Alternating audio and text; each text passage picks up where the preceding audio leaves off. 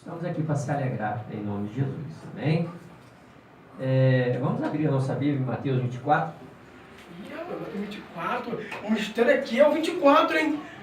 Meu pai, sério, irmão? Fazer o fecho só, fazer o fecho só. O Senhor mandou que eu meditasse com a igreja, né?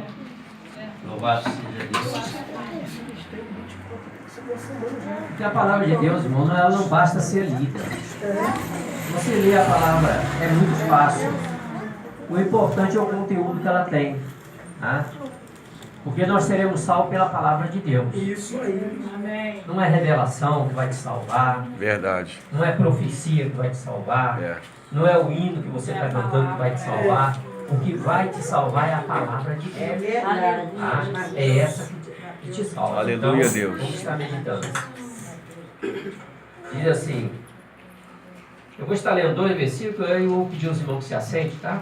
Para a gente poder meditar melhor. E quando Jesus ia saindo do templo, aproximaram-se dele os seus discípulos para lhe mostrarem a estrutura do templo. Jesus, porém, lhes disse: não vedes tudo isto? Em verdade eu vos digo que não ficará aqui pedra sobre pedra que não seja derribada. Bem, podem sentar em nome de Jesus. Irmãos, eu costumo dizer ali na igreja que eu fico muito contente quando alguém se interessa por algo, tá? Porque muitas vezes a pessoa ouve a palavra, mas não se interessa pelaquela palavra que foi lida. Tanto faz ele entender como ele deixar de entender, para ele é a mesma coisa. Mas quando a pessoa chega e pergunta: pastor, aquilo que o senhor leu, o que significa? O que é aquilo que foi lido? É sinal que ele se interessa pela palavra do Senhor, né? E aqui, irmão, nós observamos que Jesus, ele tinha saído do templo junto com os seus discípulos. E ali foi mostrada toda a estrutura, o modo como aquele templo foram feitos. Aquele templo foi feito com umas colunas muito fortes, uma estrutura muito forte mesmo, bem feito, né? E a palavra de Deus diz que Jesus disse para os discípulos que em verdade eu vos digo que não ficará aqui pedra sobre pedra que não seja derribada. Jesus estava dizendo que aquele templo, ele seria derrubado. Aquele templo deixaria de existir. Mas essas palavras do Senhor, irmãos, ela durou 70 anos após Jesus ter falado isso. Após Jesus ter dito essas palavras, ainda se passou 70 anos. Porque a queda do primeiro templo em Jerusalém, ela aconteceu 70 anos depois que Jesus havia morrido, né? Depois que Jesus já não existia mais, que o templo foi derrubado. Uma grande invasão de Nabucodonosor a Jerusalém, derrubou as muralhas e derrubou o templo do Senhor. E naquela época a palavra de Deus disse que levou muitos judeus, muitos cativos para a Babilônia. Nessa época foram muitos servos de Deus também. Se eu não me engano, foram Sadraque, Mesaque, Abednego, né, Daniel, foram tudo prisioneiros na grande Babilônia. E aquele templo sendo derrubado, cumpriu-se aquelas palavras que Jesus havia dito: não ficará aqui pedra sobre pedra que não seja derrubada. O versículo 3 ele diz: estando assentado no Monte das Oliveiras, chegaram-se a ele os seus discípulos em particular, dizendo: diz-nos quando serão essas coisas e qual o sinal haverá da sua vinda e do fim do mundo. Bom, aí os discípulos já estavam se interessando acerca da segunda vinda do Senhor, porque nós tivemos a primeira vinda de Jesus aqui na terra. Ele morreu e ele subiu ao céu. Agora nós aguardamos a segunda vinda do Senhor.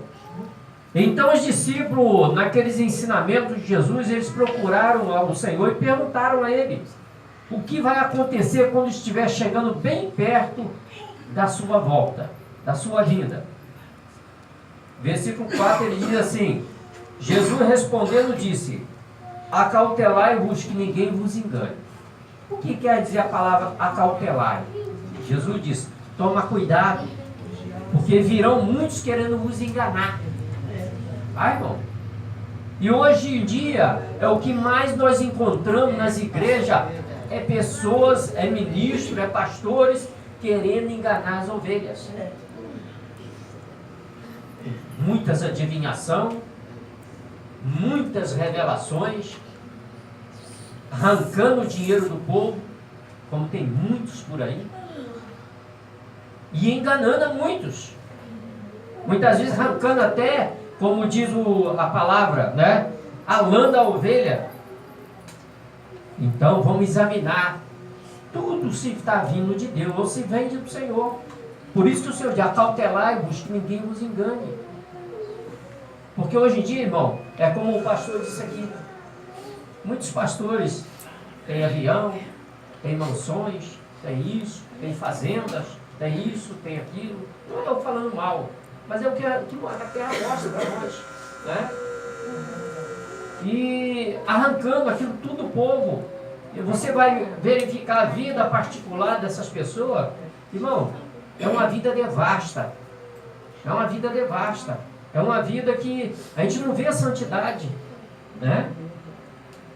Eu já vi reportagens de pastores, esses pastores que pedem muito, já vi eles tomando uísque, tomando cerveja, nas reportagens. Cerveja, uísque. E tem muitos pastores desses aí, são tudo maçons, irmão. São tudo coligados à maçonaria. Eles estão enganando o povo. Enganando, irmão. Então Jesus disse: acautelai-vos que ninguém vos engana. Tá? Irmão, você tem a mente. Você sabe, examine as escrituras, contém nela a vida eterna. Vê se o pastor está te ensinando direitinho. Eu sempre digo isso lá na igreja: irmão, o dia que eu não estiver ensinando, você pode chegar para mim e falar comigo. Mas o maior prazer meu é ensinar a palavra do Senhor. A irmã Sônia teve uns dias lá na igreja, ela sabe o modo de eu trabalhar no Evangelho. Eu, quando comecei, irmão, há 6 anos atrás, eu comecei na garagem da minha casa. Está a irmã Angélica, está a Flávia aqui, que não deixa mentir, está o Cauã. Na garagem da minha casa. No início era só eu e a minha esposa.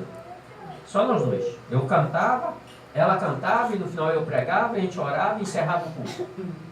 E os bancos que eu tinha, era uma carreirinha de tijolo com a tábua em cima e a gente sentava ali. Você lembra disso, não lembra? Hoje o Senhor me deu uma igreja. Pela misericórdia do Senhor, o Senhor me deu uma igreja. E eu sou muito feliz com meu Deus por isso. Tenho uns irmãos fiéis, mas eu não saio da palavra de Deus, não. Não saio. Tá? Versículo 5 diz assim: porque muitos virão em meu nome, dizendo: eu sou o Cristo, e enganarão a muitos. Então esses estão vindo no nome do Senhor. Está enganando o povo. Mas engana somente aqueles que não entram pela palavra, não têm o conhecimento. Aí engana mesmo. Engana. Eu trabalhei com um rapaz lá há muito tempo, há muitos anos isso. Rapaz em Coroa Grande. Ele pegou um certo dia um cheque e deu para sua esposa para pagar a conta de luz e fazer uma comprinha para levar para casa. E aquela mulher saiu, veio para Itaguaí, passou numa certa igreja, eles convidaram ela para entrar, ela entrou, e ali quando chegou na hora da oferta, eles começaram a pedir. Se você não tiver dinheiro, você pode dar até um cordão, pode dar relógio, pode dar isso, pode dar aquilo, pode dar cheque. Hoje em dia tem igreja que passa cartão de crédito. Irmão? Tem igreja que passa cartão de crédito. Tem sim. Então, irmão, insistiu tanto com aquela mulher, e aquela mulher: mas eu já não tenho dinheiro, eu só tenho um cheque. A senhora dá o cheque, o Senhor vai te recompensar 100 vezes mais. E insistiu tanto que a mulher entregou o cheque. E foi embora para casa. Não pagou a conta de luz, nem comprou o que tinha que comprar para dentro de casa. Quando o marido chegou do serviço cansado, aí tomou seu banho, foi deitar na poltrona para ligar a televisão: cadê a luz? Mulher, cadê a... Quem houve com a luz? Ah, lá a gente cortou. Mas você não pagou? Ah, pagou ou não pagou? Aí ela teve que falar com ele, né? Que ela entrou na igreja, ele insistiu, depois o outro entregou. Então vamos lá agora. Pegou a mulher, trouxe para Itaguaí e foi na igreja. Chegou lá, chamou quem era o responsável. Aí veio, Aí disse para ele, olha, minha mulher aconteceu isso, lá, e foi lá, cortou minha luz, eu quero meu cheque. Não, a gente não devolve não. A gente não devolve não, porque ninguém tomou nada dela. Ela deu por livre e espontânea vontade. Isso realmente o pastor está certo. O pastor pede você para ofertar, você oferta, você pode dar 100, 200, 300. Agora, outro dia, você não pode vir aqui pegar de volta. Você está dando para a obra do Senhor. Seu dízimo é a mesma coisa. Você dizima a casa de Deus, você não tem nada que querer tomar ele de volta. Que é para a obra do Senhor. O que o pastor vai fazer ou deixa de fazer com a sua oferta, com o seu dízimo, isso é problema seu. Como o pastor diz que ele depositou, isso é problema dele. Se ele precisar gastar, também é problema dele. O obreiro é digno do seu salário. Tá? O obreiro é digno do seu salário. Se trabalha no Evangelho, tem mais do que desfrutar. A palavra de Deus diz que nós, trabalhadores do Evangelho, somos os primeiros a desfrutar das bênçãos. Tá? Oferta, dízimo é bênção. Mas desde o momento que você não deixa a sua igreja em falta, você tem que manter a sua igreja. Tá? Então diz assim o versículo 6. Aí Jesus disse assim: ouvires de guerra, rumores de guerra, olhai e não vos assustei, porque é misto que isso tudo aconteça, mas ainda não é o fim. Então esses são os pequenos sinais que Jesus disse que viria antes da sua vinda. Tá? Porque, irmãos, jamais Deus vai fazer algo na terra sem primeiro revelar os seus servos. Jamais Deus vai fazer algo na terra sem primeiro revelar a sua igreja. Se Deus está revelando para a sua igreja que Ele vai voltar, você pode ter certeza que Ele vai voltar, irmão. Pode ter certeza absoluta. Ele vai voltar. Agora você tem que estar preparado para receber Ele quando Ele voltar. Porque se você não estiver preparado, irmão, sinto muito, mas vai ranger os dentes bastante, tá? Nação contra nação, reino contra reino, haverá fome, peste, terremoto em vários lugares. Bom, isso aí a gente tem contemplado na terra, né? Fome, a peste, são essas pragas que tem vindo aí, esse mosquito da dengue tem trazido essas doenças para a criança no ventre ainda da mãe, são tudo peste, tá?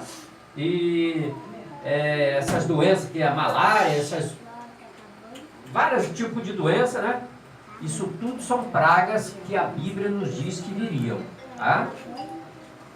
E terremoto também, nação contra nação, reino contra reino, isso aí está vindo aí. Terremoto também tem contemplado, né? Mas todas essas coisas são o princípio de dores. O que é o princípio de dores? O princípio de dores é aquela dorzinha que a mulher quando está grávida, né? A mulher quando está grávida dá aquela dorzinha lá longe. E daqui a pouco aquela dorzinha vai aumentando, depois vai aumentando. Quando ela começa é o princípio. Avisando que ela vai ter a criança. E o princípio de dor está acontecendo na terra é avisando que Jesus está voltando. Tá? A qualquer momento ele volta. Então é o princípio. Tá? Nós não chegamos ainda a isso não. O que está passando aí não é nem um cheiro do que está para acontecer. Amém?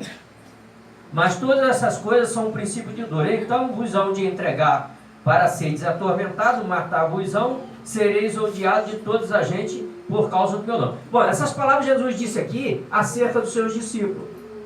Que eles seriam odiados. Eles seriam odiados. Como foi? Os discípulos não tiveram morte boa. Todos eles morreram de modo terrível. De modo terrível.